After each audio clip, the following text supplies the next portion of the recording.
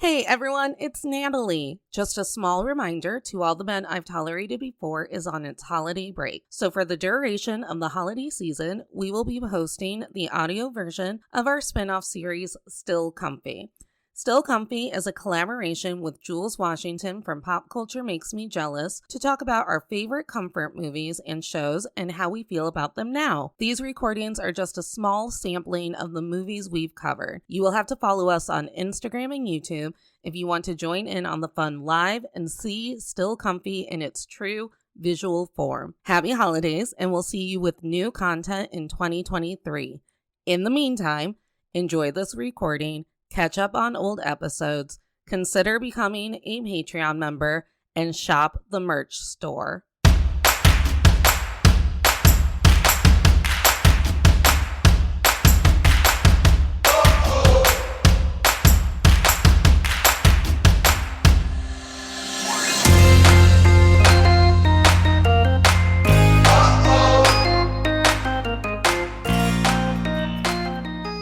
Okay, I think we're live.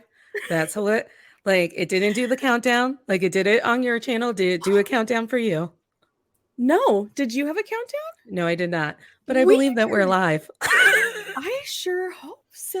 It still says scheduled in the corner. Oh, it says end broadcast in mine and live in my corner. Okay. So, let's see. Who's to say? Hi, everyone. This is an uncomfortable intro with Still Comfy. It says live. It says live. Ooh, the metaverse behind the scenes. I'm feeling it, keeping my head right here so no one knows that I just create lighting. Hi, everyone. This is Still Comfy with your hosts, Nat and Jules. Today, we'll be talking about the 1995 classic movie, Now and Then. We don't have a theme song yet on Still Comfy, so instead I will just ask Jules, what's your favorite song from this iconic soundtrack? You know when they're riding their bike to the other city, Shelby? Mm-hmm. Knock three times on the ceiling. You want me? Yeah, that's twice on the pipe. I love a song that has Fogel. I just did the banging, which is bad. Sorry. Literally, I love a song on that also has sound effects. Oh yeah, it's interactive.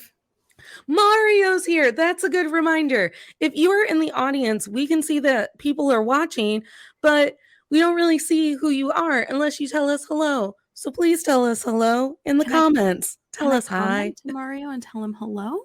I don't know. Oh no, it doesn't look like I can. But I can put it on the screen. Yay! Mario's here. Fun. I was just telling him, I said I finished A Simple Favor, the book, and I'm halfway through the movie. He's not going to like what I have to say.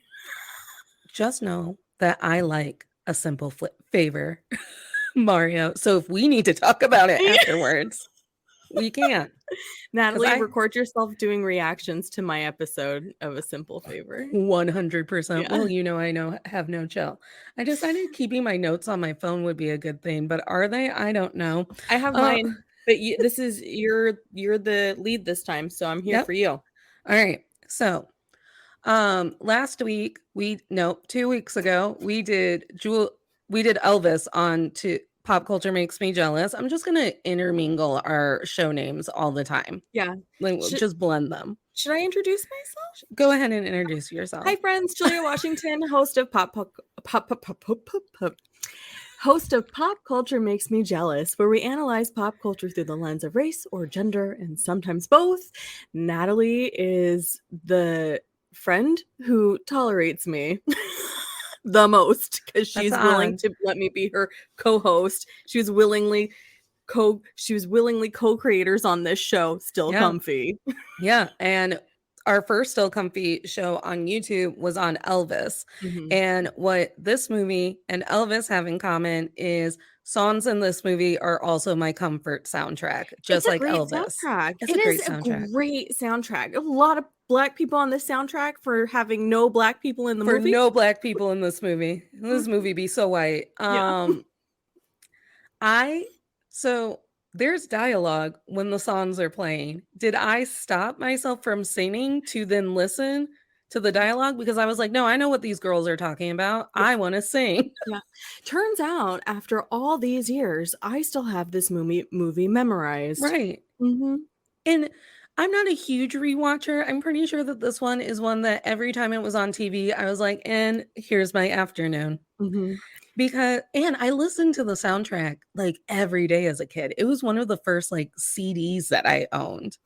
I love that. Do you remember when everyone lost their ish because it went on Netflix? Yes, I And was one then of them. is it still? Because I had to pay for it through cable to So I watch it. watched it on that thing that you told me I would have to watch ads for. And I was like, that would probably be good for my ADHD if I had an ad in between key parts of the movie. Vimeo, nope. I'm going to stop naming people and ain't nobody sponsoring us. I literally just typed in Netflix Yeah. instead of Now and Then to see where it's streaming. You know?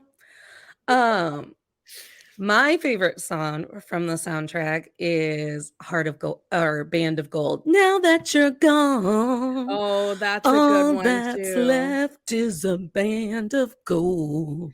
I think it Yeah. really set me up to distrust men. You know, I kind of regret not picking that one, but here's why I think The Knock Three Times is my favorite. Because it's their transition going from one Yeah. city to the next, and they're free, riding their bikes, super Oh my gosh. carefree. You know, all of the horrors of the 90s of all the little girls going missing at this point don't exist because it's Don't exist. 1970, even Well, though they I'm did pretty exist. sure that Charles Manson was still on the loose at this point. I don't think I would have survived the 70s. No, I would A have been cult living in member right actual away. tragic fear. Oh, it's on Tubi. Yes, that's where I watched it. We have 2 viewers now. Say hello so we know who you are because we Hi, can't second see viewer. you. We're so happy Hello. you're here. Thank you for joining us. This is Still Comfy. We're talking about our favorite, well, one of my favorite movies. It's also one of Jules's favorite movies, Now and Then. Oh, I promised Mario a Pretty Little Liars connection. Oh, yeah, I saw that and I was like, yes. The woman who wrote Now and Then also wrote and produced Pretty Little Liars. I immediately clocked her name when I went to look and see where I could watch it. Oh my gosh, that's wild. That is wild because So Pretty Little Liars, completely opposite vibe. I was going to say, so is this an endorsement for me to watch Pretty Little Liars? Because I realized the 90s had so many femme-forward, female-led movies. Yeah. That were strong and super like, hey, we're people too. Stop treating us like trash. That I feel like that's a huge part of why I am who I am today. So that's not true in Pretty Little Liars. I'm still reeling that you haven't watched Pretty Little Liars. No. Do I look like the type of person who watches trashy TV? I watch every show on Freeform, whether or not it's good. No, Pretty Little Liars. Was that always a Freeform show? It was on ABC Family, and then it was on it was ABC the show Family, that transitioned from ABC Family to Freeform. Yeah. I'm shook by that. I can't believe it. Hey, you know, I think after they did The Secret Life of the American Teenager or that whatever. Show was trash. I watched that show it all. Such trash. I watched a couple of episodes. I think that's where I was like, and I'm good for a while. And then Freeform brought like really good stuff like Grownish and The Bold Type. Who else was on it? Sorry for that big pop in your ears, friends. Mario PSL or PLL Stan here. You can be. We'll allow it. But back to this. Just I can't believe that. Number one, like Pretty Little Liars is what broke ABC Family because those Pretty Little Liars started getting naked, and then they were like, "We have to change the name of this channel."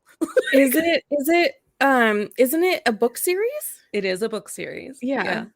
I have a bunch of little dots on my arm. Should I be worried? I don't know. I'm never worried. I didn't wash makeup off of my wrist, so how'd that get there? I don't know. I'll worry about it later. Literally living off of chocolate, so that's probably why. So there's also so there's a big mystery surrounding me and Now and Then, and it has to do with one of my 90s crushes, Thora Birch. Oh, I thought you were going to Where's say Devon Sawa. I mean, 'Cause 90s heartthrob Devon he was Sawa is in this movie. yeah, he was my 90s crush. Thora Birch is my crush in all things, and all I wanna know is where she is. Where's Thora Birch? Could Isn't someone she please, like, check in on Thora Birch for me? she's not still acting? She is, but it's in nothing that I've seen. So It's not like maybe I'm she watch was just go ahead. it's not like I'm watching Grey's Anatomy and all of a sudden there's my 90s heartthrob Thora Birch, and I'm like, "There she is. It's Trini. It's Teeny." Oh my gosh. Mario, do you have a crush on Christina Ricci? Because I find her fascinating. Are you watching Yellow Jackets? Yeah, Anyone who is watching he Yellow watched Jackets, it. please comment it. Yeah, Mario's seen Yellow Yeah. Jackets. He's actually mad. He was actually like, "I can't believe you haven't watched it, Julia." Yeah. Like, that's a legit conversation we've had. Well, But Jules, now that it's it's spooky. nominated, now that it has so many Emmy nominations, I need to sit down and, like, take the Listen, time to watch it. everyone needs to comment if they've watched Yellow Jackets because I need friends to talk to about Yellow Jackets because my mom made me download Showtime. I still have it because what if I It's missed when season 2 came out?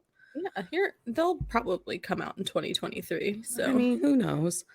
okay, Um, now and then, Thora Birch is your crush. she is. I just love her. Oh, I do love Casper, but Devon Sawa Same year, was Casper. 1995, yeah, same year.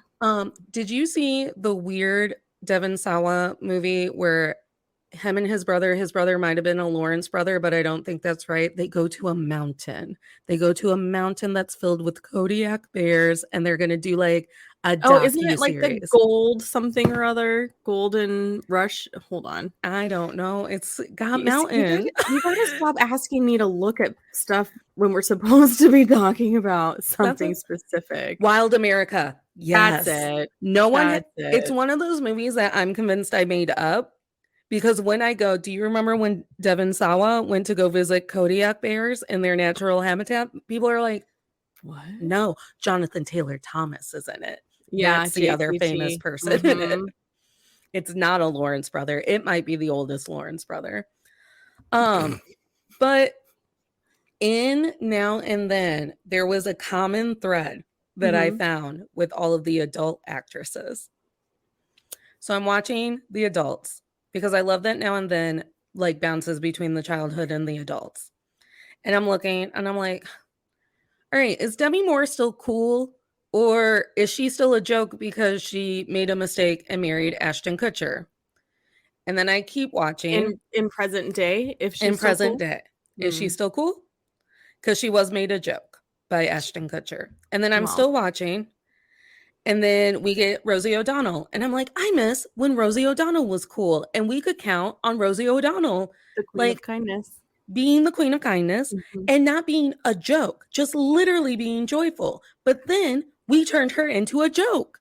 The 90s were kind of a magical time if you think Yeah. about it. Like, we were still and I don't know if it's because we were kids, so we were naive to a lot of the things that were actually kind of horrific happening, but, Right. like, Rosie was the queen of kindness, Demi Yeah. Moore was still cool She was hot.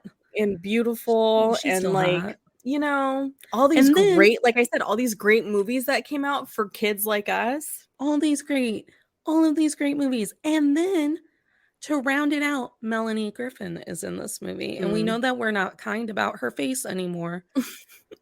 It makes me upset. We're not. People are like, "Oh, she got surgery." And Well, I'm she like, probably got surgery because the media, meaning right, all the people, probably bullied her about how she looked. And aging, right. we're not pro aging in this culture. We're not aging.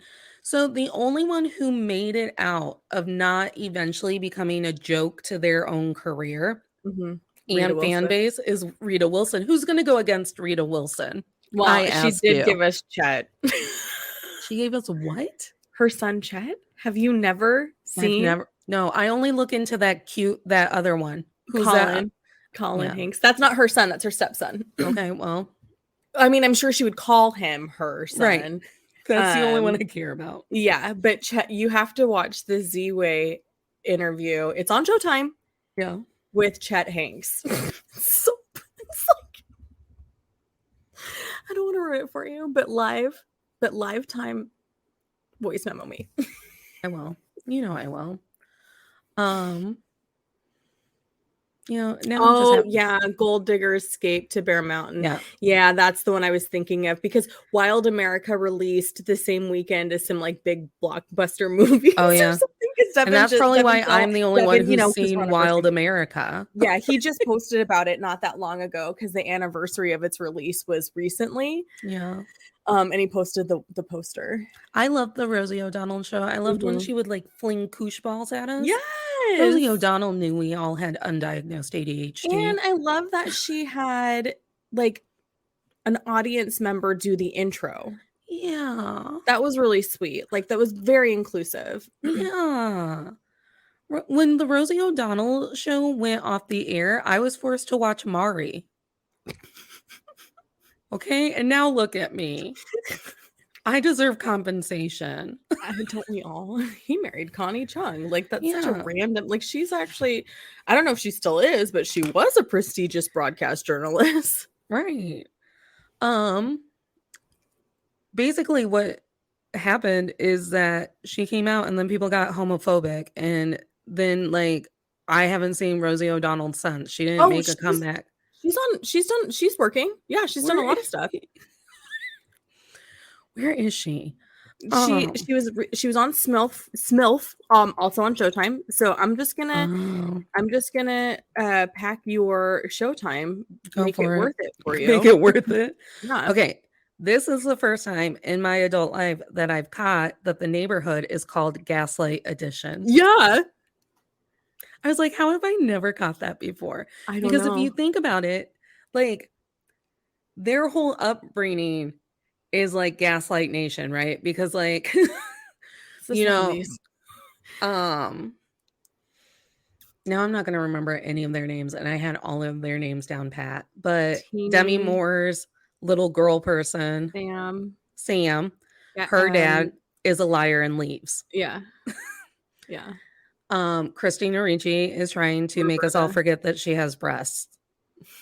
Which, when I was watching it again, I was like, I can't believe I was convinced that those were big breasts for a 12-year-old. I know. I blame this movie and the over-sexualization of children.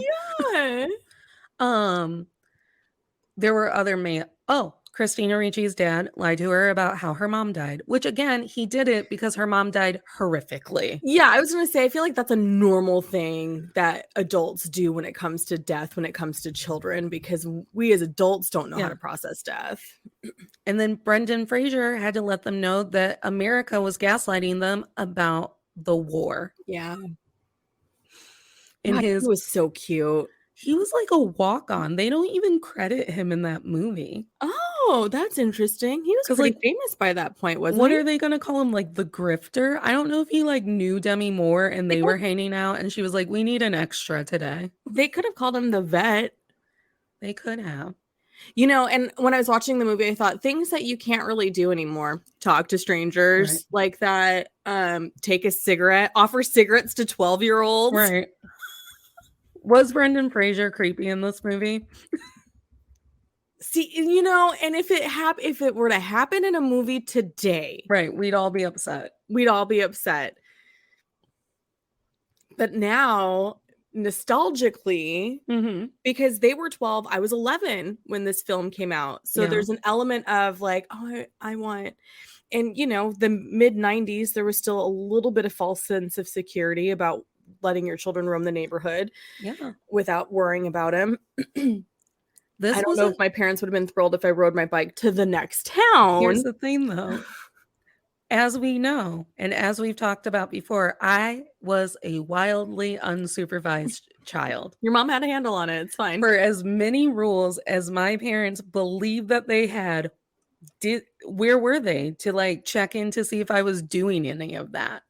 Wildly unsupervised. She had a handle on it. It's fine. My mom had a handle on it. Yeah. So we had a bike trail that ran from my neighborhood. It like had a entrance on the park that sat in the center of my neighborhood. In Indiana, right? In Indiana. Where this film is also set. Where this film takes place. And when my sister and I were in the 5th grade, like 5th and 4th grade, we would ride our bikes all the way downtown and just be gone. this is before cell phones. This is Yeah. before you could track your kids. And it's like, Yeah. where are your kids? Downtown? I don't know. And we would just be gone with all of our like jerk ass friends. We didn't have a trail, but the way the neighborhood was laid out, excuse me, it was really easy to get into other neighborhoods. So Yeah. it was very easy to end up on the other side of town for sure. Downtown was a little bit harder to try and get to, but that's because the layout of the city I live. Right. But yeah, parents were definitely like, you're not allowed to leave the neighborhood. And so we challenged what that meant. Define neighborhood. Right, because if it's Because on the we all trail, go if this is all the same school district, then it's still the neighborhood, yeah, 15 blocks over. It's fine. it's fine. It's fine. I'm assuming that's Paige. Hello, It says Lily. Lily. It says Lily. That's confusing. Do you have an alter ego? Watch me just berate the people that show up to our show to support us. I'm like, what are you doing? How did Ellen always undershow be kind to one another? Be kind to one another. After she was cruel to almost every guest. But Ellen's mean. Oh, it's Paige. Hi, Paige. It is Paige. Welcome. I was like, we're so I'm glad assuming you're here. that's Paige. That's not her name. Paige is my professional. Well, we are okay with that. We are okay with that. We're okay with whatever you want to call yourself. You know what's funny? I also wrote down Roberta's obsession with her boobs. Yes. Because I thought that Roberta's obsession with her boobs, if this movie was remade, like they're doing A League of Their Own. Yeah. Wouldn't you believe that adult Roberta would end up in the queer community?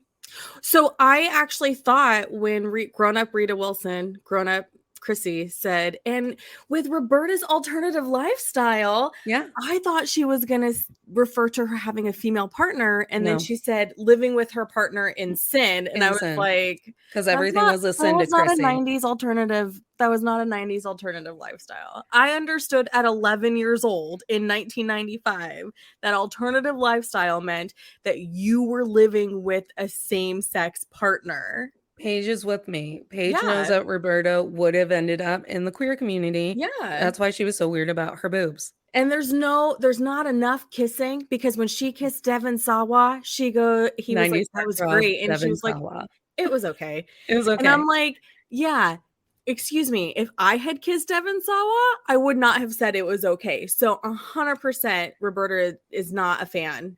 Yeah. And we needed to give her that space. And we needed to give her that space. And we needed to give Rosie O'Donnell that space in 1995. Let these people live their truth. Yes. Do you know what I wasn't as uncomfy about as I thought I would be uncomfy about? And I still found it very, well, nothing, go ahead. I'm always uncomfy about that. Yeah. But I actually still found it really endearing that Teenie was the hot one. Yeah. And I wrote down, I cannot wait to be grown-up Teenie going to my high school reunion, being like, what up, hoes, I'm famous. So when Melanie Griffith is like, Roberta, how big are your boobs now? And she's like, how big are yours? And she's like, 30-16, worth every penny. I repeated that line so often and reenacted that scene so often. And now I really wish I didn't I have bigger than that, and I'm not happy about it. The one for me is the acceptance speech that she's just practicing. Where she's like, why, yes, Joel, you're right. It was a big blockbuster. Yeah. That's who I am. I do love Thora Birch. Like, we should do Ghost World one day. That's a great film. Love Ghost World. And it could be uncomfy. Yeah. Because they make Thora Birch be with that weirdo. Yeah.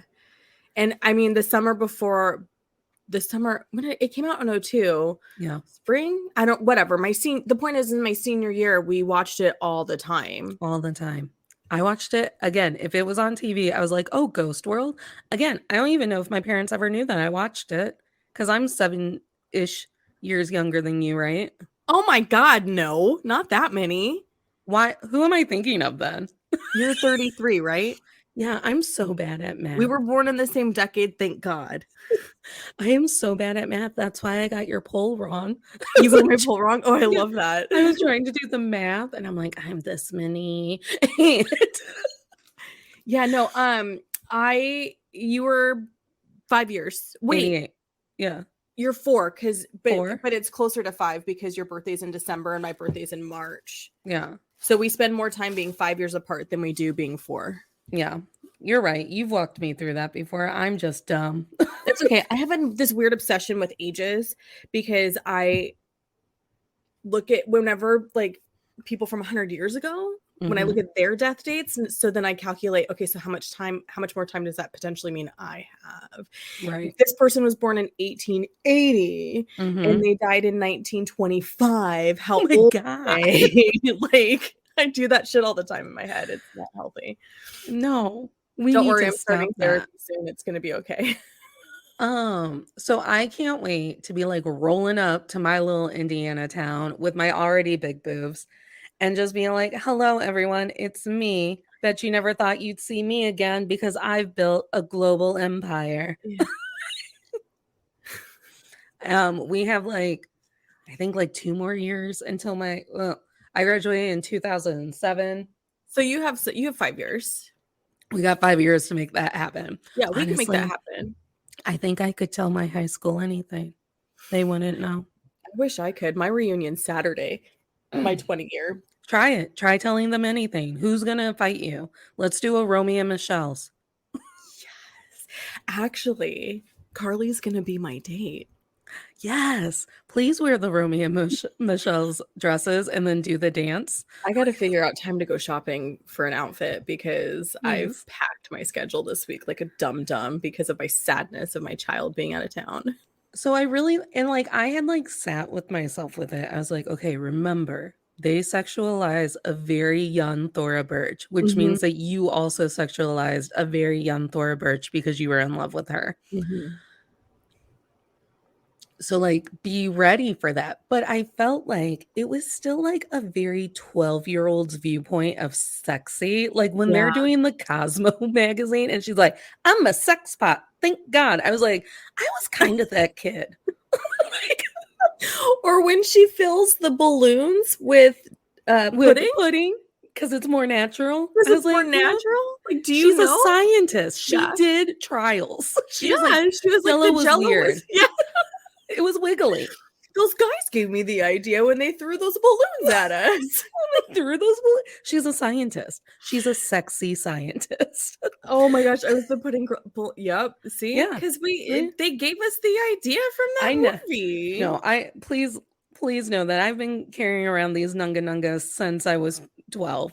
Yeah. I never had to stop. I didn't bind like Roberta, but I also didn't know what to do. I believe I just walked around like this. I will tell you, like, no, I mean, sorry for shade on my mom. I probably should have been put in a bra at 8 years old. Probably.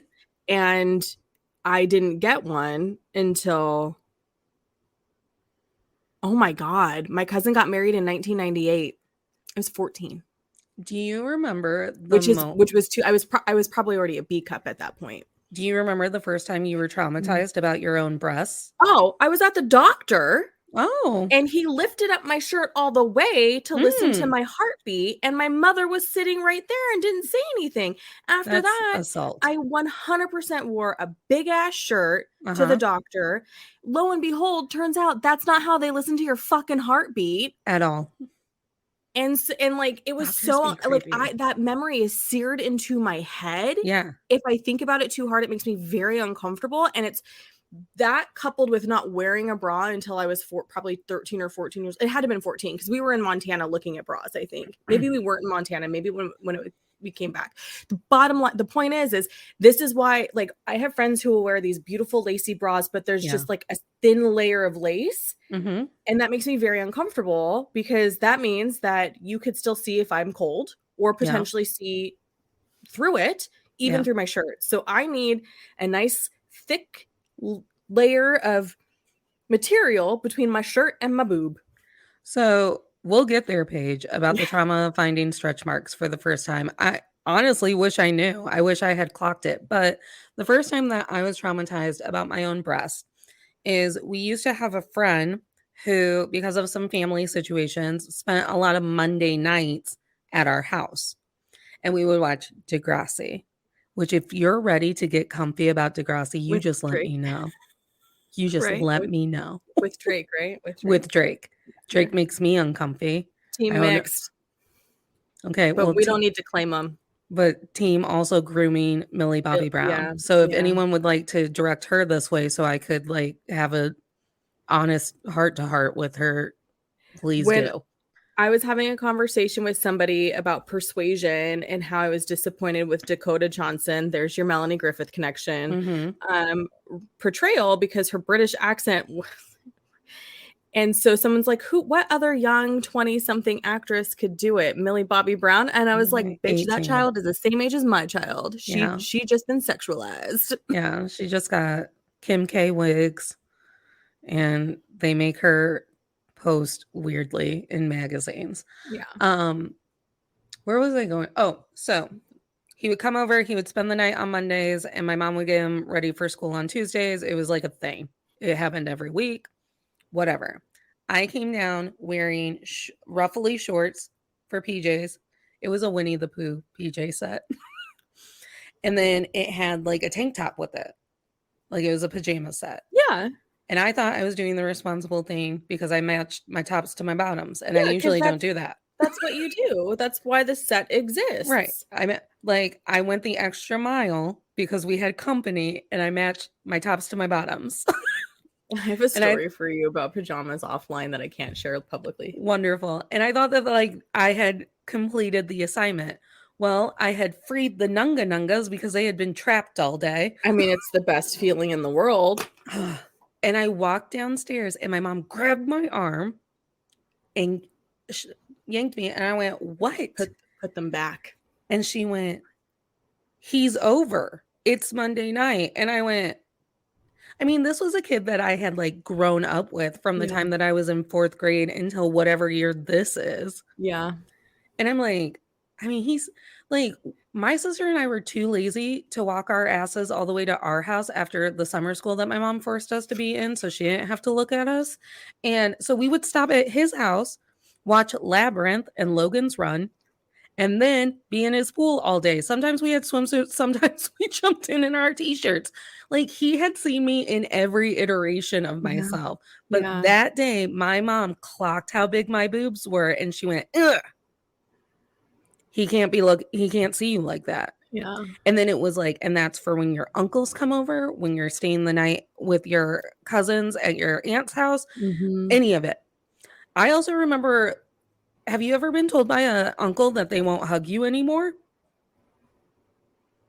No, all of my family lives long distance. So we didn't grow up with uncles. We only grew up with aunties. So my uncles also live long distance, but we, visited.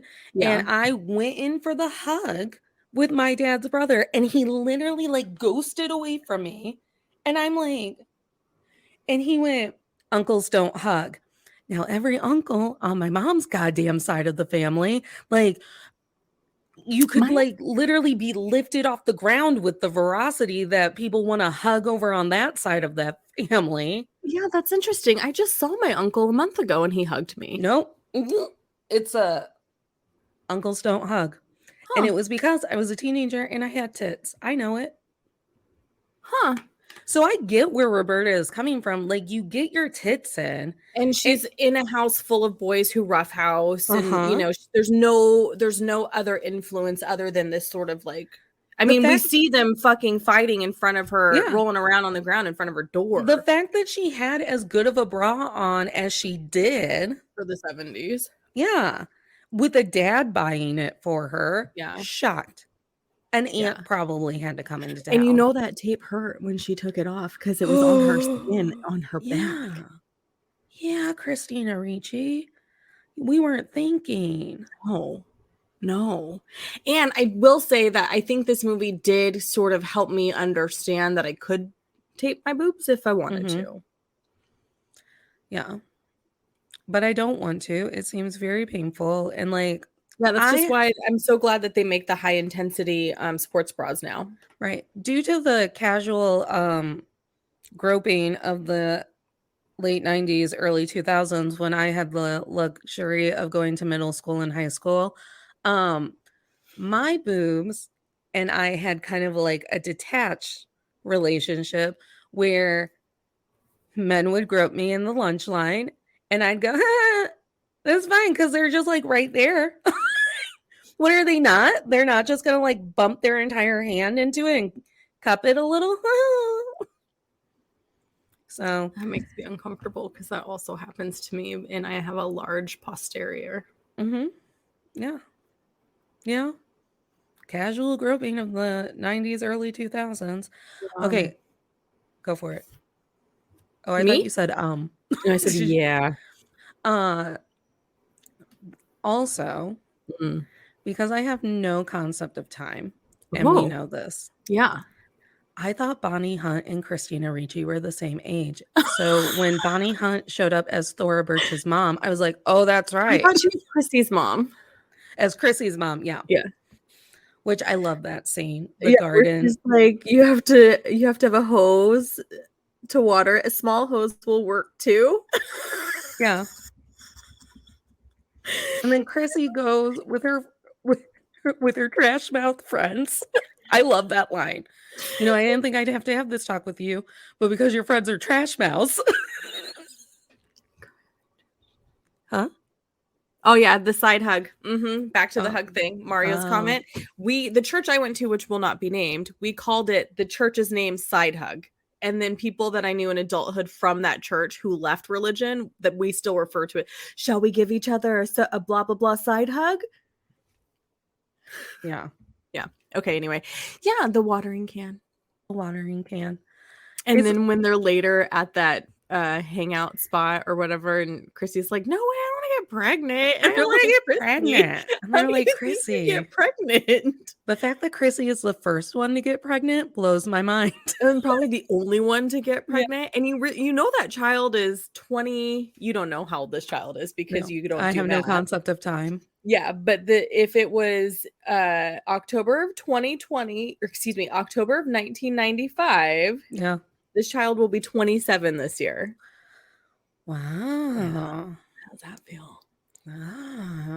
I didn't need that number. Sorry. So I don't have a life, so this is what I do.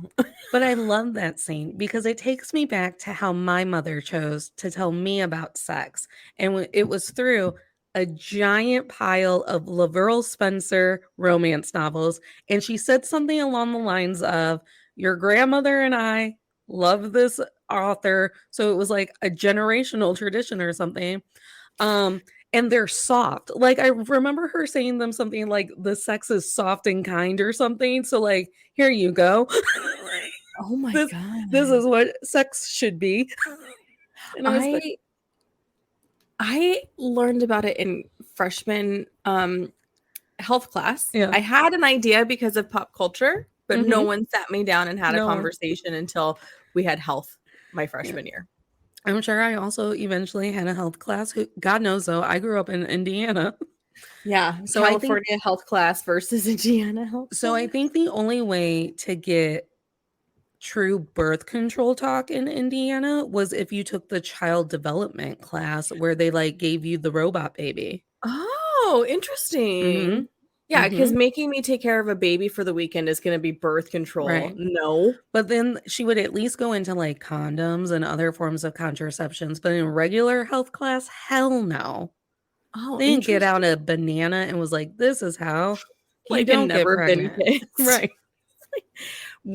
I had the health teacher that everyone was like, this health, like all the students were like, this health teacher is good because she'll answer every question. She'll tell you the truth. And then when she ran for city council in the city where she lived, like the conservatives lost their shit. She shouldn't be all this stuff. And I was like, I don't see anything wrong with her. She was a great health teacher. Right. Like I didn't have sex. Yeah, like I didn't have sex in high school, so she did a good job. I also didn't have sex in high school. I think it's because of my perm, to be honest. I think it's because I was unattractive in high school. I mean, let's be honest. But My friend was at the county fair today, and she was like clocking a lot of men that we went to high school with. And I was like, tell them they could have had their chance, and now I'm hot and famous. So It's their loss. we had to take care of a bag of flour. No robot baby. It was a Flour? literal robot baby. And maybe not live on the internet, I will tell you about the racism that I went through because of the race of the baby that I got that morning. Yeah. That's Indiana. This just in, Indiana be racist. Yeah. So yeah. So sex ed was done through sex novels, and my friend Stephanie, who's at the county fair right now, maybe with her kids, she used to go, she's like, no wonder you think men should be like nice to you and put in effort and like give you an orgasm every time. That's how your mom told you that sex would be. It would be in a field and flowery, Flowers. and you would have been brought in from the wild, wild west to teach a room full of students, and the guy that fixed the fiery stove would light a fire in your pants. No. Yeah, I feel like it's what should happen. What should happen? Yeah. I do feel like there was something to it. Like, Yeah. I still didn't have men who were nice to me while we were having sex, so Can we talk about Sam's mom dating for a second? yes. First of all the cameos in this movie are great. All the cameos are great. Do you want to know my note for Sam's mom and the divorce? Yeah. I wrote down, as you know, like Sam, I too have a hot mom who loves to do hot mom shit. My mom loves hot girl shit to the point where like she tried to be mad at me when I told her that her new puppy was going to ruin her hot girl shit and her hot girl summer. And she's like, what is hot girl shit? I was like, it's literally the way that you live your life. And she's like, what does that even mean though? Like, what does that mean? I go, it's hot girl shit. You do hot girl shit because we hot girls. I go, me going to silent disco, hot girl shit. You like picking up dog shit because you took your dog to the coffee place, not hot girl shit. Like, this is not hot girl shit. Not hot girl shit at all. No. I was like, okay, Samantha, we get you're upset. You're 12. This is a big deal. It's the 70s. Nobody understands, divorce at this point, right? Right. But as an adult watching it, knowing what we know about the 70s. I love that I'm in charge of the CNN role today. And I love that on your episode, you use them to make fun of me. And on my episode, I'm also using them to make fun of me. I've made fun of you once because you didn't watch Pretty Little Liars, and I find that ridiculous. Sorry. Please still be my friend. But as an adult who solo parent, it was like this moment of like, she has to be in a relationship to survive. It's the 70s. She can't get a bank account without a husband. No. She literally can't do anything but be domesticated, especially in a neighborhood called the Gaslight Edition, especially in a city like in a state like Indiana. Like she has to be attached, and it's so she had to put her go-go boots on, and she had to go find herself another man. Hank Azaria, which I don't know if that was a good choice, but the point is that there's this thing that movies do when they are period pieces, like Now and Then Is, where there's such criticism through the child's eyes about this next step mom is making, but there's no context for the actual reason. So in a way, while it's obviously the movie's through 12-year-old eyes, but we never get a resolution, or we never get any sort of explanation later that sort of like shows that Sam maybe later understood, like, because she wasn't aware of like the disparities that existed for women because she's a child, so it's sort of kind of perpetuating the fact that her mom's just a hoe trying to be a hoe. When she put on her go-go boots and she was like, hot girl summer because Nancy Sinatra said so. They were all having hot girl summer. Those girls rode their bikes and met a grifter. and Who stole was boys' kind of hot. underpants. Yeah. Brendan Fraser was hot. Okay, I'm not gonna say is. There's no present tense there. Not everyone ages okay. It's genes. Well, and I know that Brendan Fraser was bullied by Hollywood, so that might have gone into it. Yeah. I watched him on TikTok cry because a fan was nice to him. Aw, I I would be know. nice to him because I I just love think he has a Brendan great Fraser. personality. Ooh, that's a bad color for me. Favorite Brendan Fraser movie? Encino Man. Oh, mine is George of the Jungle. And we could do it on this show. Have you seen? Please tell me you've seen Encino Man. I don't think I've seen Encino Man. My God. I've seen all of the Mummy movies, and that is my sexuality. Natalie, the minute my kid was old enough, I sat him down and was like, "You need to see this movie." You know what? And I wasn't embarrassed. I'm good. I'm glad. Oh, I'm gonna say it live on air so both of us clock it. I do think that we should take the single mom episode that we were gonna do on my show and make it a two-parter on your show, and we talk about single moms and childless women in media. Yeah, I actually think that's a great idea. I've got a lot of I'm thoughts. smart. Yeah, well, Very smart. we make a good team. I'm a genius. Oh my God. My high school reunion is gonna be so jealous. Damn it, how can I make my high school reunion jealous? I got 4 days. You know, Yeah, we like can- 4 days. let me ask the audience in a poll. Can you do a poll? I've been doing them in the scrollers to try and get comments. Yeah, I should. What should I wear? It's supposed to be 98 degrees. Will the Lachey's be there? Will the Lachey's be there? I wish. Jeremy Renner went to my high school. I mean, he That's what I'm saying, graduated is Jeremy Renner gonna be there? he graduated like 10 years before I did, Oh. and so did Timothy Oliphant. He went to my high school, but again, also graduated I like have a a decade before me. giant thing for Timothy. He was just spotted in Modesto because his folks still live here, so he was in town visiting. He went to his 20-year high school reunion.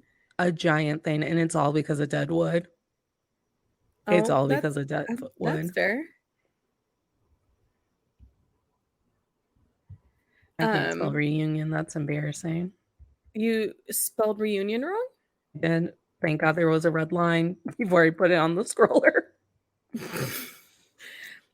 You know, life's hard. Also, so I'm watching Sam and Sam's mom go through a divorce, and he immediately want to start doing hot girl shit. And I was like, you know, the movie takes place in the 70s. I was hi. Keep talking. Hello. The movie takes place in the 70s. I was alive in the 90s. We weren't that much better in Indiana about divorce. Really? Mm-mm.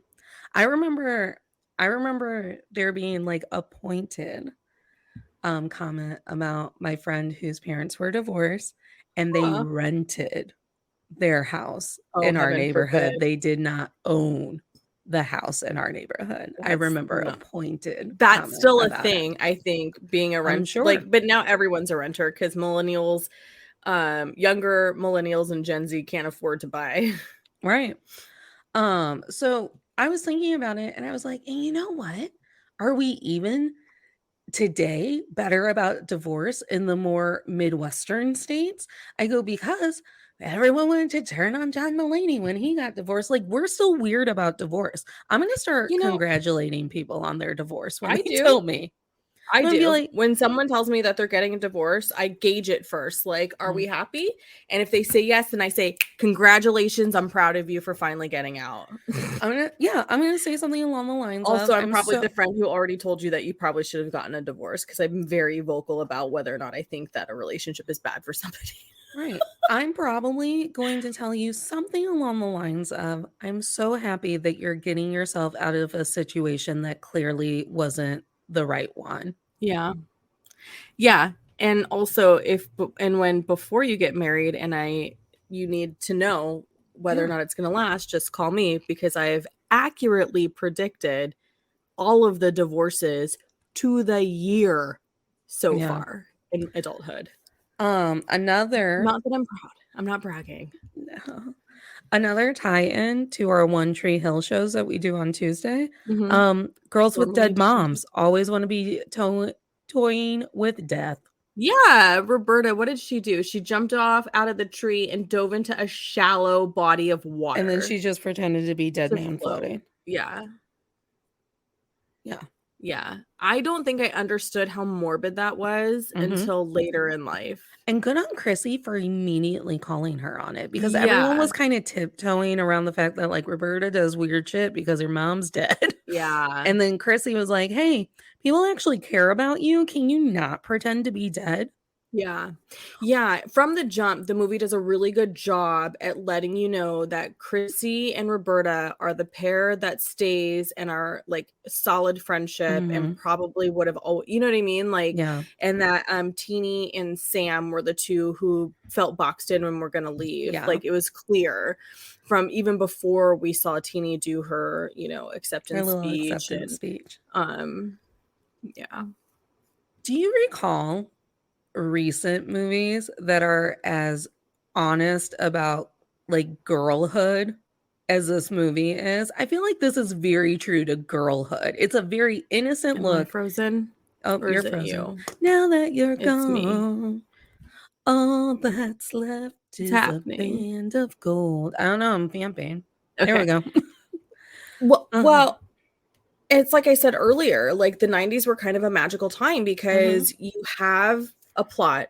You stick with the plot throughout the whole movie. There's no super duper like we're going this way and then coming back. Like it's a commitment to the plot. And then the 90s were so femme forward to a degree that I'm just like, there's no way there is, because people in my generation are shitty, but people who are obsessed with pop culture, like we didn't come out unscathed from the, hey, maybe we should have equity because I'm valuable, bitch. Like that's the overwhelming message from a lot of these films from the 90s that were geared towards female audiences. And it's also that young and old.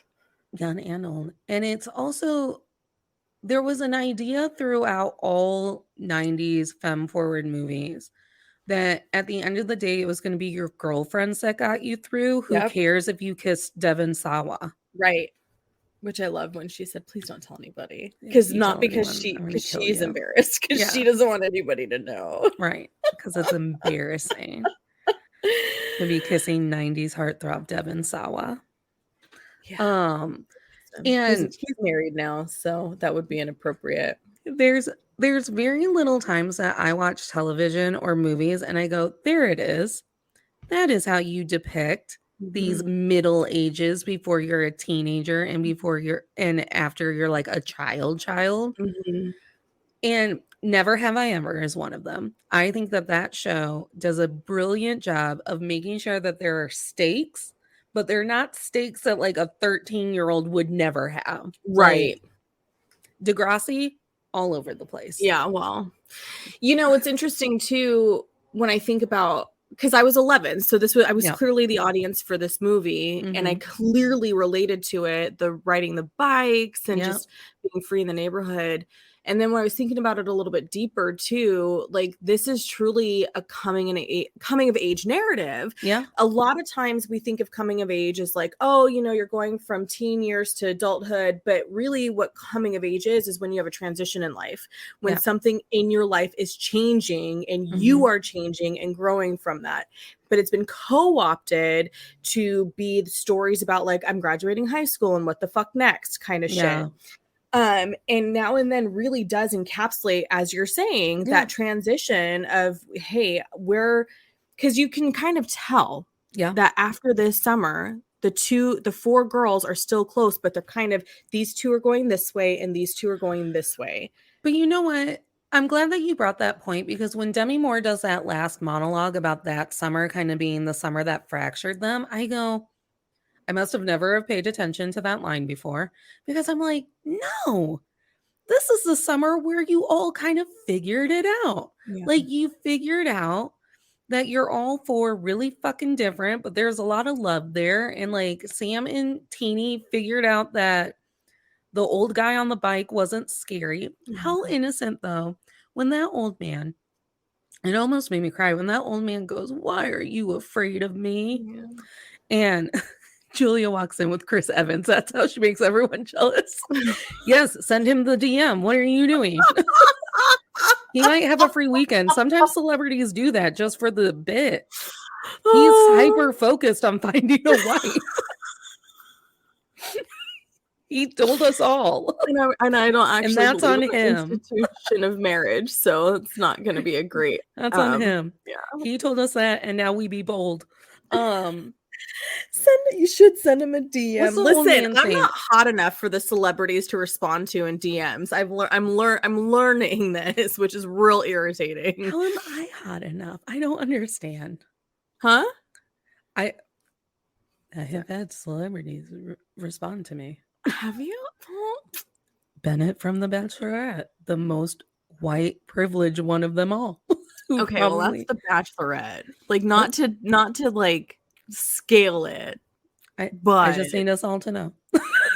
I do love that for you, though, and I will remain in jealousy. Still waiting for Tom Hiddleston to commit to taking me back to my correct timeline. Listen, he's busy trying to have a baby. I told him he could bring that baby. What about that baby? Doesn't need. Are they married? That baby. I don't want Tom Hiddleston for his dick. I want him to take me to a timeline that I have rights. You can get a credit card without a man. I can. It's not 1979. But I really thought you could get a home loan without a man. I could.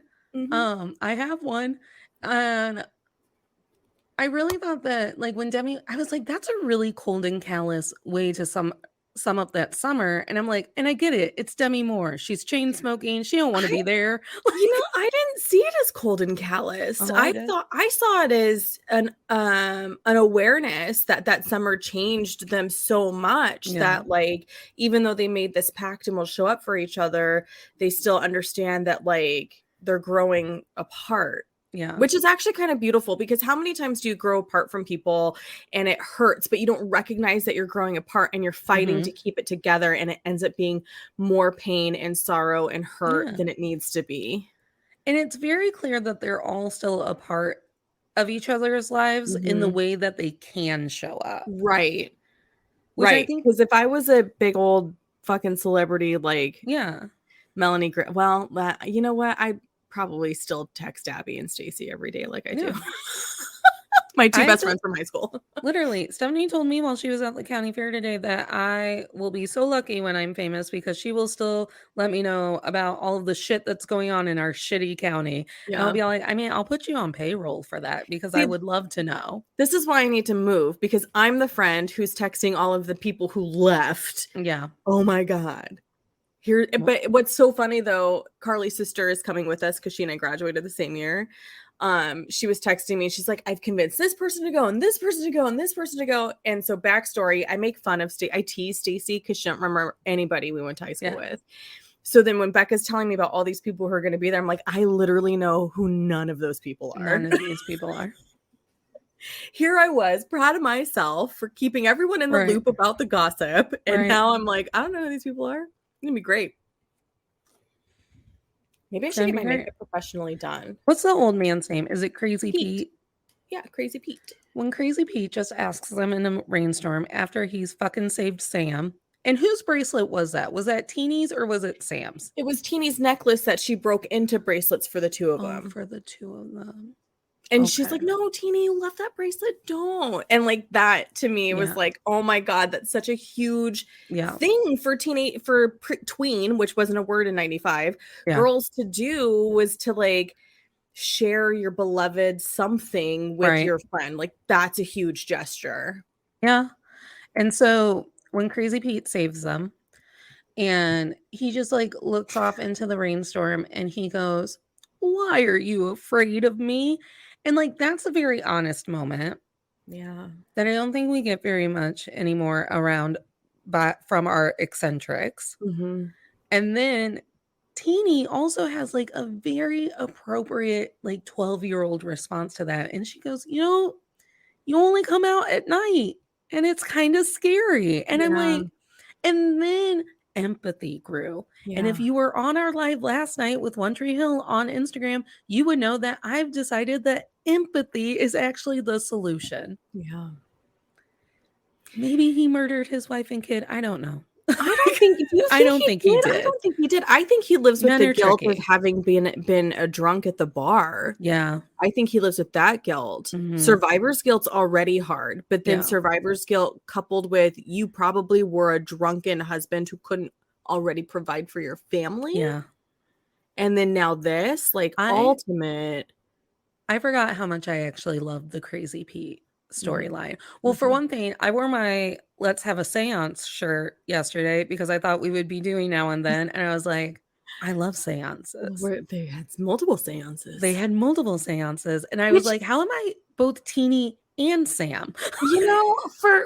Does that can't make me Roberta and Chrissy because I'm neither of those I things. know. But I will say, considering how many times they had a seance and the fact that I grew up in a conservative Christian home, I'm I surprised cannot you could watch believe this movie. I was just gonna say that I'm surprised my parents let me watch this. They probably didn't understand what was happening. They probably didn't know. Oh, we didn't know. Because my dad's friend owned a video rental place when we were kids. So everyone went to Blockbuster. I mean, we did too, but we also went to this independently owned one. Yeah. There was no actual like spirit board. There were just candles in a circle. And your palm parents to palm. palm to hot palm. Your parents maybe thought that they were praying to Marilyn Monroe. We don't have that many candles in the Christian church unless you're Catholic. I am Catholic. Okay. That's well, I'm telling you, non-Catholic churches don't have candles in them. Well, who knew? Apparently I did. Do you know what's another like just really quaint detail I picked up? And I don't know why it makes me feel so warm inside, but I think it's because this is the person I am. Do you want to guess at what scene it is? No, Okay. I want you to tell me. When they are painting the garage and they're all in like, and they're barefoot. Big, oversized plaid shirts and barefoot. Yeah. And it was the fact that they were barefoot and they were dancing. Yeah. And I have been barefoot as an adult painting and dancing with when I was the drama club coach. I love that. And one day he found Whoopsie paint at Home Depot and he was like, we got to paint the sets and the stage floor and the walls with this Whoopsie paint. And I remember cleaning up badly from dinner because I don't clean. And then going to the school at night. And he put on, who does the Funk Shore Brothers? Check it out now. Oh, yeah, from She's All That. Yeah, who's that band? I don't know. I don't know if I ever knew because I listened to it on the She's All That soundtrack. See, he didn't put the band on the mix that he made me. And that's why I don't know their name anymore. Fatboy Slim. It's Fatboy Slim. Yeah, he loved that band and he had all of their songs, and that's what we did. Like I would have more songs than that one. I would have the roller and I would just be like rocking out, and I'd be like, the Funk Shore Brother, check it out now, the Funk Shore Brother, because I did not know the She's All That dance. Maybe I'll learn it if we decide to do it on Still Comfy. She's All That. Yeah. Let's learn how to do the dance. I used to know how to do the dance. I used to know how to do the Napoleon Dynamite dance. Which reminds me, my former pal from my former dance studio told me that classes are signing up now. So I get to be, the nearly 40-year-old signing up to relive her youth. I'm not embarrassed by it. She's like, are you going to take jazz? And I was like, I really think I want to take tap because stomping around sounds really fun. Because I took tap as a kid. So it's like, it's once you learn how to do it, when you learn how to do it as a kid, it doesn't go away. Right. Your body still will do those things. It's just harder. I took a year of tap and then Peg and Hot Mom made me quit. Why? Because it gave them a headache. Because... Again, empathy is the solution. Mm-hmm. My grandma Peg used to walk me through. I was her shopping buddy. Aww. Because she knew that she knew I had that fat kids never die attitude, and I wouldn't ask her to stop. So my mom and Peg had taken me shopping that day. I was exhausted, and I bitched about going to rehearsal, and then my mom went, "That's it, you're done." I don't know if I had bitched before a lot or whatever, or maybe once again, no one thought I was talented. But But every once in a while, because it was a tap ballet class, Mm. and I had to have been in kindergarten because we were still living where my mom's side of the family lives. And every once in a while, I'll look at my mom and I'll be like, hey, maybe instead of putting me in Weight Watchers when I was a teenager, you could have fostered my love for ballet and I could have gotten skinny that way. You In the know, abusive way that they make dancers get skinny. cardio's really good. Like, it's a great way to do cardio. I've told you this. I'm working on videos where like I create a Spotify list and then we Mhm. just kind of like do these fun little dance routines. Yeah. Hoping to launch by fall. But it's a really great way for you to just sort of get stuff out. And I loved tap until I had a really shitty teacher. Mhm. The last song I did a tap recital to was had the Footloose song. So Footloose. every time that song comes on, we hated this instructor so hard. We knew the routine. Yeah. We still stood up on stage like we Yeah, didn't because we believe it. hated her and didn't want her to keep teaching. Well, the last song that I tapped to was Les Poisons from The Little Mermaid. Oh, I love that. Mhm. Mhm. We were like My little chefs. my very first dance was to Care Bears. We had a recital at we were Care Bears. Had a recital at the county fair and I was the sleepy Care Bear, which was totally appropriate. Can we Still go have back my to costume. Can we go back to Hank Azaria though? Yeah. Because this is actually my feminist point about this. Hank Yeah. Azaria and men who try to date women with young children and they tried to do that through the young children, immediate red flag. Yeah. Don't tell my kids you're taking them on a trip. Yeah, that's a thing that makes me super uncomfortable. The other thing that makes me uncomfortable is how he commented that it's their first date. I don't know if you caught the that. girls.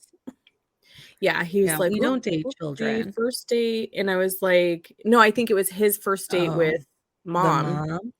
And I thought, "God, the 70s, what a time to be a single mom." What a time to be alive, where she's like, maybe this guy will sign up for a credit card with me. Yeah.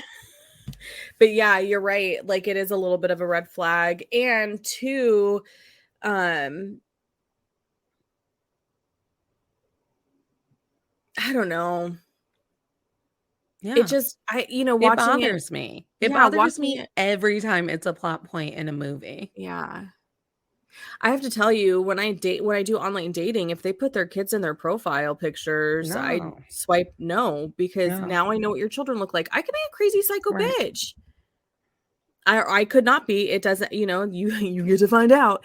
But it's one of those things where I'm just like, you're allowed to have privacy until you get comfortable with somebody. It actually made me really uncomfortable during Girl Meets World that Sean Hunter had a really solid relationship with Maya and then decided to date her mom. I was like, you can't date moms through their kids. Creep. This just did. I used to have this thing where Jackson would where I don't know how to bleep that. I know it's fine. Where I used to have this thing where like I'm living alone now, empty nester stuff, whatever. My kid comes home from college. This is the problem with doing shows with your friends. The level of privacy that you try to achieve, it goes away. Right. It basically becomes a FaceTime call. Yeah, pretty much. And my kid comes home and he's like, "Oh, I brought home this professor because he didn't have anywhere to go for Thanksgiving." And we always do a big thing for Thanksgiving. And anyway, I don't want to finish that story because we all know that I want to live in a buttoned up rom-com. Yeah. Okay, so you know how Sam's grandma comes? No, they go to Cloris Leachman. I was gonna say, can we have a moment for Cloris Leachman? Because R.I.P. oh Cloris my Leachman. God, she's a so fucking great. genius. When they go over to her house and they want to know about Crazy Pete and the murders, and Cloris Leachman is like, oh no, some things we just don't need to talk about. And I was like, how is Cloris Leachman the exact opposites of my grandmother and my great aunts? Because my grandmother and my great aunts would have been like, sit down. And then they would have had a rehearsed reenactment of those murders and all of the new, so I had a great uncle who died young tragically. And my grandma Peg and my favorite great aunt, they would like, my mom likens it to a Greek choir, the way that they tell when they had to go to Washington, D.C. because he was passing away. And it's a terrible story, but it is kind of comical how they tell it because like they tell it Well, and they've like had, they're you know, giving 40 their years Oscar probably. speech. Yeah, they've probably had 40 years to relive it and Oh, sort yeah. of, yeah. Well, and they were so young. Like Yeah. they were, I don't think that they were 22. They were so young. It was like, so like it was like There Now and Then summer. That was their like Oh, wow. life-changing moment, right? Where Mhm. they had to, their husbands were already at the hospital in DC and they had to get from Illinois to DC on their own. And it was probably like, I don't know. It was before women could have credit cards. Like, and they just had to, like, they had to get on a train. They had to drive to the train. They had to Yeah. figure it all out. There was no Google. Yeah. And it was to go to this Oh, yeah. tragic thing. The paper maps that you Yeah. had, like, yeah. And I it could was, never read those. and it was to, and I mean, my grandma and my great aunt, who I love dearly, were best friends for a lot of reasons, but I'm sure that Mm. that's one of the reasons that cemented it. Yeah, there's things that we talk about Yeah. that all the time, trauma bonding. Right. So when Cloris Leachman was like, no, no, no, I don't want to talk about the murders, I was like, what is this? This is not how Croatians behave. Croatians go, oh, do you want the tea? Oh, good, I made tea. Sit down. And then they go, it was a dark and stormy night. Your grandfather and I were watching Letterman, and we knew that Pete had a drinking problem, but no one told him. But we knew. And then, like, you're sitting there and you're 12 and you're overhearing things that you shouldn't. Mhm. And then your grandmother is like, it was bloody. The splatters on the wall, I could paint them now. That would have been my family. Yeah, yeah.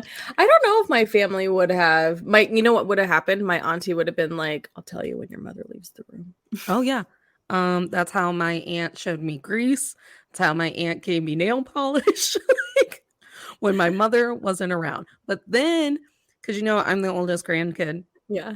But then when my uncle turned around, and my uncle and I are only 12 years apart, and showed her boys Waterboy at a very young age. She lost it. Mad. And I was like, what are you mad about? I was like, You did you the took me to same. every PG-13 movie that Yeah. these schmoes wouldn't let me see. Yeah, my aunt did the same thing. I saw The Good Son probably Yeah. before I should have. That's probably really what one of the things that actually Yeah. probably screwed with my psyche. Aside from all of the psychological thrillers from the 60s that my parents made us watch during family film night. Grease was the first musical that I watched on film. It was the first musical soundtrack that I owned, and it's because it's my favorite aunt's favorite musical. That's so funny. Should I be like admitting who my favorite family members are on the internet? Like sometimes my family get petty. Well, I don't know how many people actually helped you in your time of need during this AC debacle. You know what? My family likes to rewrite history, so they'll all take credit for whatever I'm talking about. They'll be like, she's talking about me. It's me. I seem to recall none of them showed up to help you. I don't think my aunt actually, like, No, I stopped talking to people during the heat wave, so I don't think my aunt actually knows. Yeah, and you know, the news just reported it's like record-breaking temps all over the country right now. All over the country. But shout out to all of the aunts letting kids get away with shit right now. I wish I could be that auntie. I thought you were that auntie to kid. To my best friend's kid. Yeah. But you know, she's not gonna have like other people in her life who are gonna get it when she talks about Auntie Julia. Yeah. You know what I mean? Like I can text my cousin right now and be like, remember how your mom did blah blah blah blah? And she'd be like, yeah. She'll know. It's amazing what I remember from. Well, no, but I mean, like my cousins and my siblings and I can like swap stories. Yeah. Like my niece, in air quotes, isn't gonna be able to like share. She can share those stories, but no one's gonna. It's just that's it. Like no one's gonna live in that memory with her in the same way. So my favorite memories from my aunt's old house is when she had she had a basement, and all of the kids were thrown into the basement. And my parents and my aunts and uncles and the adults would be like telling the like really horrific family stories and like really getting like rowdy. Yeah. Us kids, because we're all these assholes kids, so we know how to tell a story. We're all in a story in a circle telling their most horrific moments in time of our life. Do you remember though? Do you remember when your mom, and then we're reenacting it? Yes, I love the it. best time. The best time. I'm gonna do a quick skim of my notes to see if there's anything else. Oh, now and then is anti-capitalism. Yes. Because they all pulled their money together and didn't care who put in more or who got that money or whatever, and they all got a tree house at the end of it, and then they all shared that tree house. Yes. And Rita Wilson wouldn't even take it out of her tree because she's like, I can't, we all own it. Yep. And Chrissy got stark raving mad anytime they had that spend that money on anything but the tree house. It was for the tree house. Now, what's her name? Is she the woman from Reality Bites, the weird waitress? Janeane Garofalo? Is it? Is that who that is? Yeah.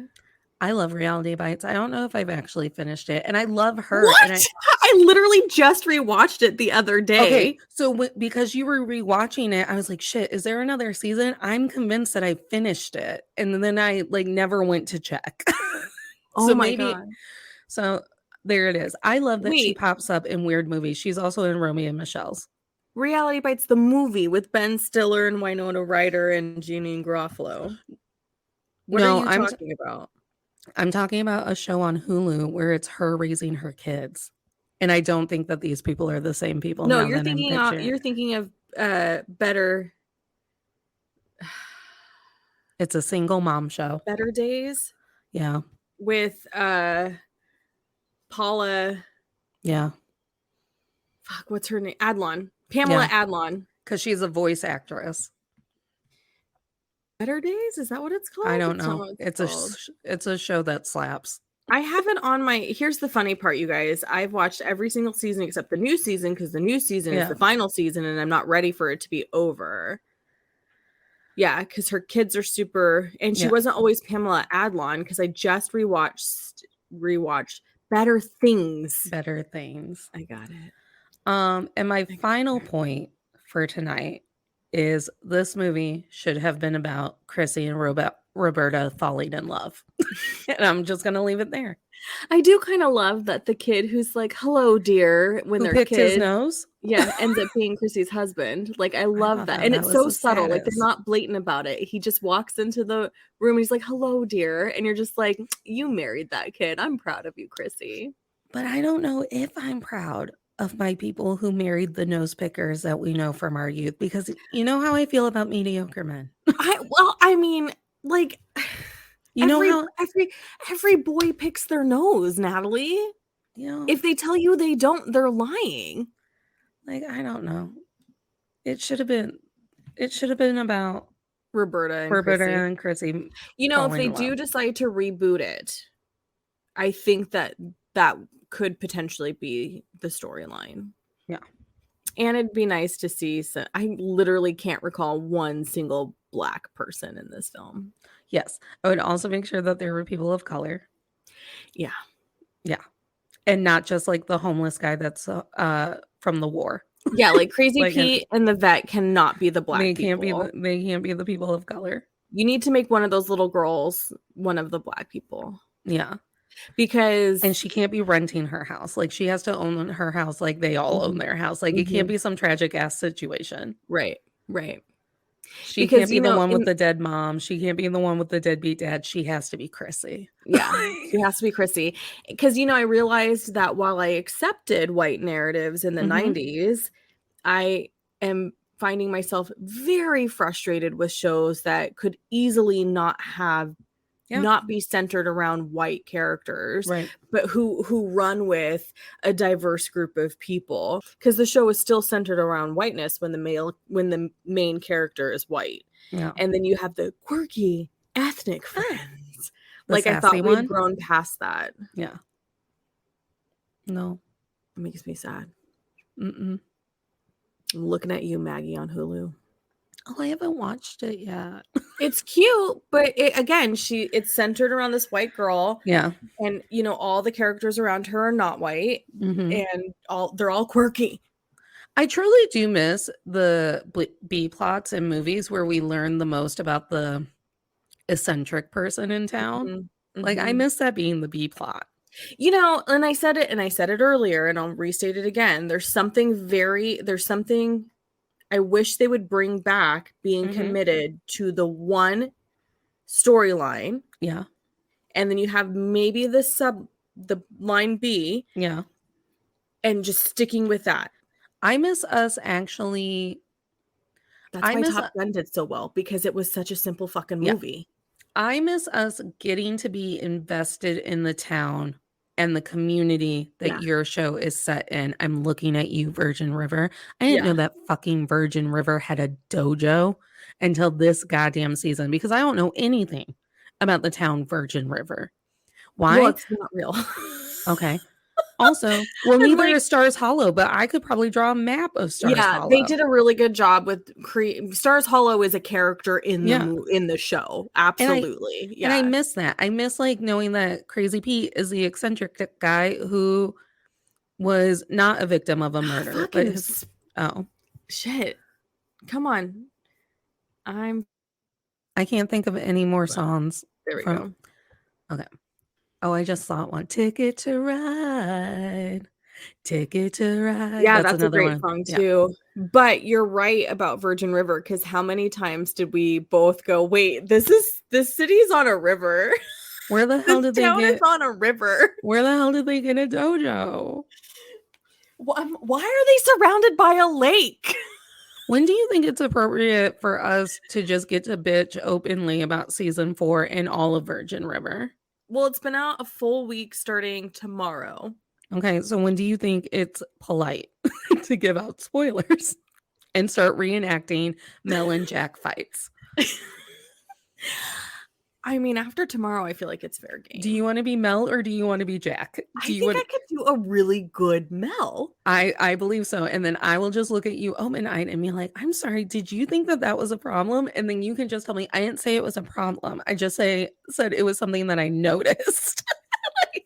Because I can't make you feel bad. And then my hands can come up here and I'll be like, so is this something I'm fixing for our relationship or not? God, that show. They're getting. Did I tell you I read an article somewhere that said they're getting a whole new showrunner for season 5? Yes. So hopefully it's better. Maybe someone will commit to getting us through these first 5 months of Virgin River. Because in the timeline, I'm convinced it's only been 5 months. Well, because I mean, think about it. Charmaine was probably already 8 weeks when she found out she was pregnant. Right. Twins don't ever make it to full term. Mm-mm. There's not enough room. Mm-mm. So yeah, it's probably been 5 to 6 months. Which leads me to, the fuck are you doing? 4 seasons. Falling in love, and also 4 seasons, first of all. And the fuck are you doing falling in love after 6 months? My sister is convinced that this show will never leave the first year. And that Charmaine will always be pregnant because they don't actually want to deal with having to deal with babies in plots. I just can't. I told She's you like, this they don't want to deal with babies. I told you this they don't. I mean, yeah. I told you this the other day when we were watching it together. I said, I miss the days when television seasons would end, and as we aged 4 months, so did the show. Right. Because then it's September now. So we can all assume we're all in 6th grade now. As opposed to this shit that picks up. And Younger did the same thing. Younger had 7 seasons. And when you watch it straight through, you're like, okay, yeah, this is maybe a year and a half in Younger land. Yeah. But when you spend 7 seasons and you think, why the fuck is Liza so mad and scared about getting married to Charles? I'll marry Charles. And then you remember 7 years. Yeah, exactly. And then you remember, oh, technically in Younger land, it's only been a year since her divorce. I was with Eliza though. She don't have to get married just to again, abate a mediocre man's ego. Listen, yes, when you've been a person who's already spent time in a marriage with a trash partner, totally get it. I've been a single adult female my entire adult life with a few stints with having boyfriends. I would love someone to come in and take care of half the bills. I'm going to take a picture just to post on another group. Let me make sure that says, and now for the moral of the show.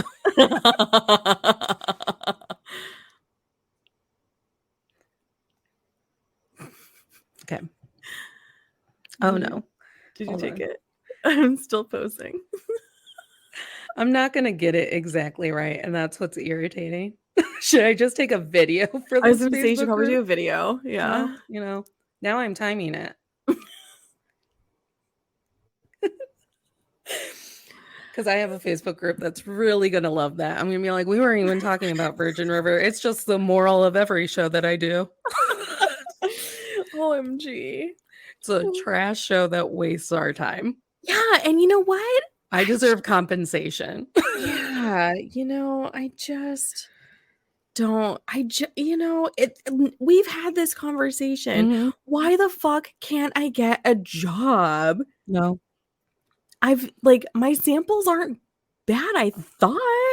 I mean, they can't be Virgin River. I had a play debut, a one-act play debut in 2019. I cannot tell you how many people who went to that play and then texted me and was like, there was like 5 other one-acts, and they were like, yours was the best one. So why can't I get a fucking job, Natalie? I don't know. Should I just start putting it on my blog? Should I just start putting shit on my blog? You should start putting shit on your blog. Fuck. Do you know that Virgin River is based on books? Like, people read the series of books. I did know Virgin River is based on books. And so here's my thing. Because Humboldt County is like several hours north from here. It's like a coastal-ish county in California. So when they talk about how quickly they all run to Sacramento, I'm just like, have y'all never done that drive? It's a bad drive. I don't think this person understands. And then the other part of it too is like, oh, we're driving through and we're gonna stop in Portland. Do you understand how far Portland is from fucking Humboldt? It's a bad drive. Like, is it 7 hours or is it 6? From where I am in California, which is 90 miles south of Sacramento, to the border of Oregon, is a 6-hour drive. No, it's a trash show. It wastes our time. I want compensation. Portland is a 12-hour drive if I drive straight through and don't stop. I'm going to start abandoning doing TikToks that are actually based on my podcast episodes, and I'm literally just going to do bits where I say this is what I deserve compensation for. Stephen Moffat, looking at you. Yeah. You owe me compensation twice for Doctor Who and Time Traveler's Wife. Which got fucking canceled. You couldn't even swindle them into season 2, and yet somehow we're getting season 2 of Just Like That. Make it make sense. And again, you and I both read the book. Yeah. I think we could have done a really good adaptation. See, where was the book during our lives about the show, Natalie? It was on that bookshelf over there. Yeah, it was. It was. So it's like, again, it's one of those things. And Mindy Kaling actually pointed out on her Instagram, maybe her Twitter, years ago, she commented, she's like, I don't understand asking for writing samples of original works, because when she was coming up, or maybe it was in one of her books, because when she was coming up, they wanted you to write a spec script of whatever show it was you were trying to be on. And to me, that makes more sense, because then you're actually demonstrating you understand the characters and what the dialogue is that they would say and who they are. But it's also easy for them to steal your ideas for free. Well, and so steal the fucking spec script I wrote, not the TV show I hope is going to win me an Emmy.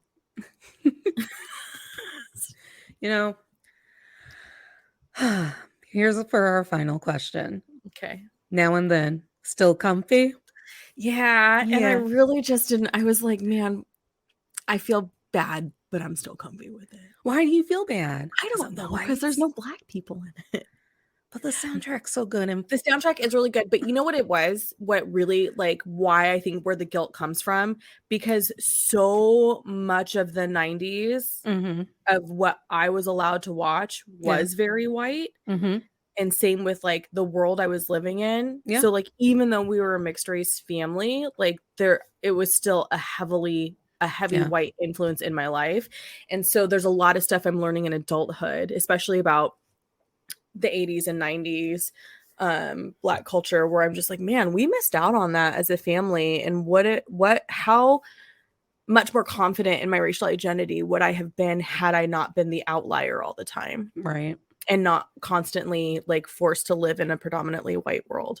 Yeah. And I think that's where that came from, because I saw myself in these girls. Mm-hmm. I wanted to be these girls. I shit you not. I used to ride my bike around the neighborhood with my feet up on the handlebars like that. Yeah.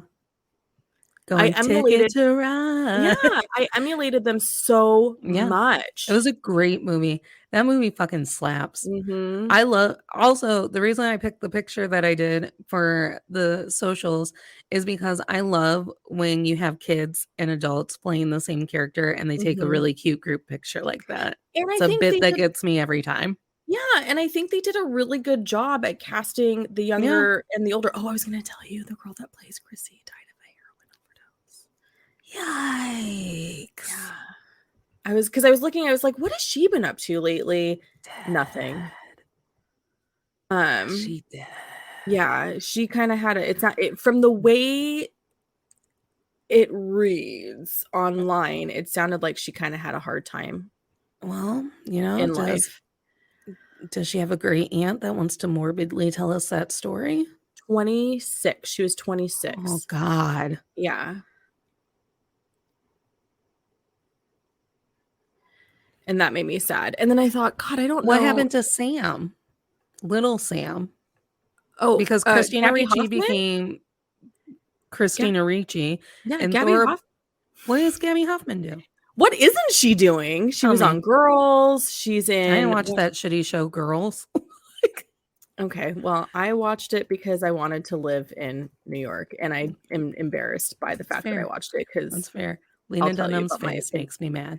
Yeah, I think that she's an interesting person. She has done a ton of stuff lately. She was in Transparent, which ended in 2019. She was Transparent. I didn't watch Transparent. Okay. All right. Well, but she came up again for me in Girls, because I did watch Girls in I think after it was all done in 2018, and I thought, oh, good for you. But she's consistently worked like every couple of years. Maybe it's just like I've never recognized her adult face. You know what it is? It's because her adult face looks so different from her childhood face. Like her brow is very strong and prominent, which I don't know if you get that from her when she's a kid, if that makes sense. Okay, this is bringing up sense memories. I'm going to ask you a question offline. Okay. We have a private chat. We do have a private chat. But I feel like you should just tell me offline. Yep. All right. I am also still comfy. I'm still comfy, even though they made Teeny a sex symbol. I loved it. Mm-hmm. I thought that was like, that is the exact way that I too felt sexy at 13 years old. Like, it's all just talk. Yeah. It's all just me doing makeup scenarios in my head. Like bad makeup. Didn't I tell you? I was like, I voice memoed you this, right? I was like, ask me why I'm 5 minutes into this movie and I'm emotional. Like, I love this movie. You know what? At one point, we will have to confront the comfort movie that still makes me comfy, even though it's uncomfy. But you're just going to have to stay tuned. Jules, introduce yourself first, and then I'll do plugs. Okay. As a reminder to all of our friends watching on YouTube and potentially listening to the replay at some point in time. Julia Washington, host of Pop Culture Makes Me Jealous, where we analyze pop culture through the lens of race or gender, and sometimes both. I am the creator, producer, and host of that show, and it's pretty good. You can find it wherever you find your podcasts. We also have merch available. I am wearing our Hey Friends t-shirt. I'm showing it off for people in the video, but if you're listening to the audio, you can't see it. But there are links. There are links. You can find me on Instagram at Pop Culture Makes Me Jealous or at the Julia Washington. Very accessible on the Instagram. Love talking about movies and television and pop culture. On the podcast page, on my page, I do book reviews and musings about being a solo parent and why it sucks being a millennial as capitalism falls. And I, of course, am Natalie Katona, your host of To All the Men I've Tolerated Before, your Midwest Hollywood hot host of To All the Men I've Tolerated Before. We drop episodes every Thursday. This Thursday is How the Hell Am I Supposed to Date? Could anyone tell me? And last Thursday was The Men That Wendy Cooper Tolerated During Her Career. In 2 weeks, we will be on the Pop Culture Makes Me Jealous. It should be us at this point. I don't know. Yeah. Why are you confusing me? Pop Culture Makes Me Jealous for Still Comfy Mamma Mia, featuring Paige from For Folk's Sake. We're very excited. Another movie that I will get to sing the intro for. ABBA. It's ABBA. Everybody. Awesome. Are we just picking movies that have soundtracks that I have memorized? I don't know. Maybe. I don't know. We have a Patreon. I'm designing merch. If we get 25 members on the Patreon, I will make you cards with stickers and be your pen pal. Everyone, I'm wildly overwhelmed and love to just keep heaping it on. Yeah. Well.